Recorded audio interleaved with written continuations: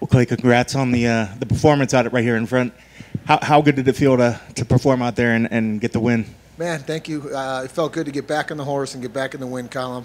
We haven't had our hand raised since 2019, man. It gets kind of old after a while, you know what I mean? So we did a few things right, but there's always room for improvement. I'm never satisfied with a victory. I'm never satisfied with my performance, and I owe it all to my team, my cornermen, my coaches. Coach Last Call, Danny Castillo, Coach Joey Rodriguez, the General, Uriah Faber, Coach Chris Holdsworth, Mike Malott, the list goes on and on, man. Those guys are the ones that they keep me keep me grounded, and they make sure that I'm doing the right things. You know, it's not always pretty, but they know once we land that gas pedal, we can be a force with anybody. You know what I mean? As long as we can put the pressure on, put the heat on them, we're gonna be a force to be reckoned with for a long time. One of the things I loved yesterday at the weigh-ins was the immediate respect that was shared between you two. You guys immediately came out. We're going to do the face-offs, but you guys exchanged the hugs as well. You guys are two guys that have been watching each other's careers for quite some time. How much did that play? Or I'm sorry, how sure were you of what this fight was going to be, knowing your style, knowing his style, and how well did that fulfill itself out there? You know he's a tough guy. You know you were going to come banging. Did it live up to everything you thought it would be? Yeah, you know, a lot of people don't know this, but Mikey Johnson and I, we've been friends for a long time. I met him 10 years ago down in Missouri, Lake of the Ozarks. And he came up, and this is before he was in UFC. This is when he first started his mixed martial arts career. And he came up when he was a fan, and we became buddies. We've hung out several times at events. And good kid, and lots of talent. He's fought the who's who.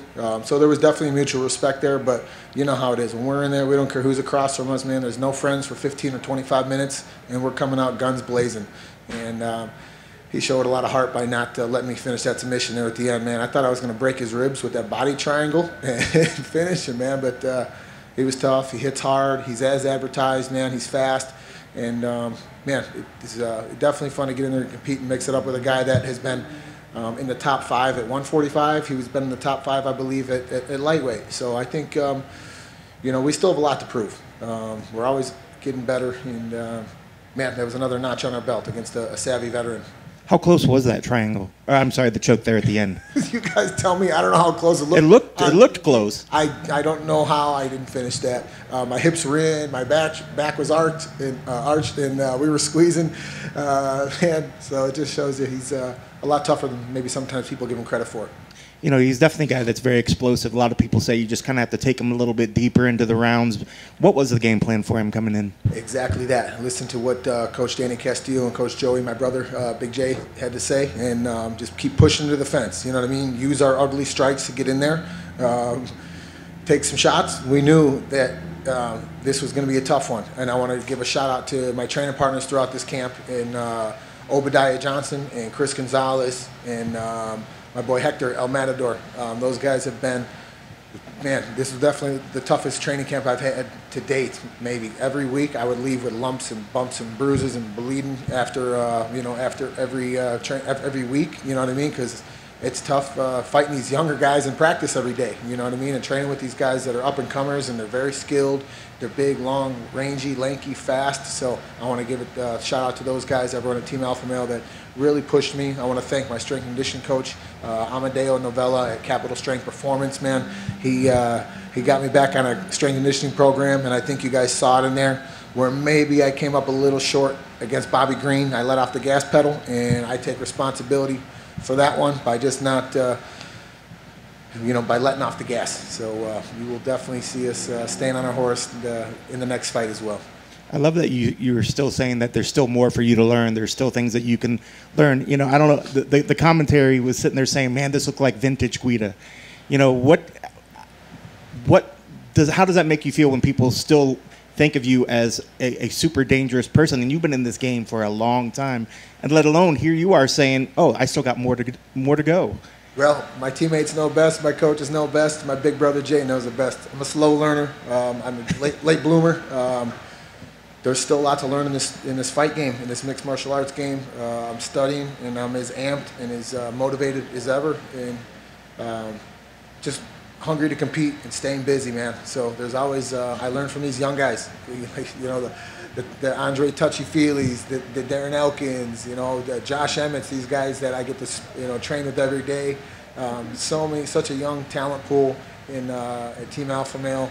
You know, Uriah Faber is just a book of knowledge, man. He, you know, he teaches me basics, and I just go out there and I try to put them into motion. And it's great to have a great stable of coaches and awesome coaching staff and guys behind us that really still believe in us, man, because that's all we know, wrestler's creed.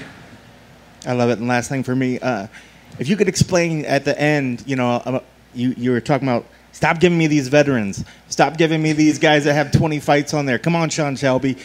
What type of fights are you wanting out there? I mean, and what names sort of make sense? I mean, they can't just give you a brand new guy to the roster. That might be a little too easy for your experience. But if you could lay out what sort of fights you're looking for, what are you looking for going forward? Right. Maybe that came off the wrong way. You know, I mean, we fought the who's who. We fought the, you know, the number 1 guys, the top 5 guys, the top 10 guys. So we fought all the veterans. But you know, maybe someone doesn't have 20 UFC fights. You know, I think my last 3 or 4 opponents, you know what I mean, we've probably got they have a combined 100 wins or something, you know what I mean? So maybe just someone that's not maybe as well known, but everyone knows we don't turn down fights. We never have. We've always been that guy that steps up to the plate, and we fight guys that are, you know, excuse me, more skilled than us, and we surprise a lot of people. So we're gonna be dangerous for a long time.